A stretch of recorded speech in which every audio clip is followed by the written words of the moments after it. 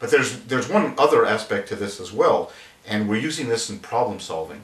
Because typically, again, in organizations, we're not spending a lot of time telling our story and really identifying what are the real issues. So we might say something that morale is really low in an organization, but is that a problem or is that a symptom of the problem? So what we've been very successful with points of view, using the visual stimuli that accompany the game, is to get people to start drilling down, to identify, well, maybe it's not just morale, maybe it's the way we're managing our people that we're causing that, and we're getting people to talk about those issues. And then once they've identified the real issues, to start developing really creative solutions. Because what goes on from a neuroscience perspective is that when we're in brainstorming, we use the language center of our brain to talk and communicate.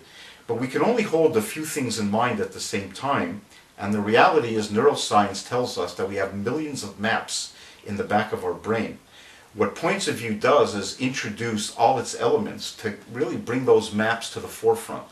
And those are our experiences, and maybe there's some solutions in those maps that are really quite pertinent to the solution. So now we start developing solutions that are truly out of the box.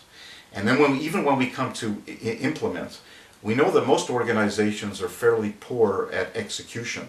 Now what we're able to do through points of view is get them to say, okay, what's going to be wrong in terms of implementation? What's going to obstruct our execution plan? And we get people again to start identifying the real stuff and developing plans. So it's been tremendous in terms of problem solving, helping people identify their issues, clarify them, come up with real interesting solutions that they wouldn't have thought of before, and identify the obstacles to implementation so that we make sure that the execution of the plan proceeds smoothly.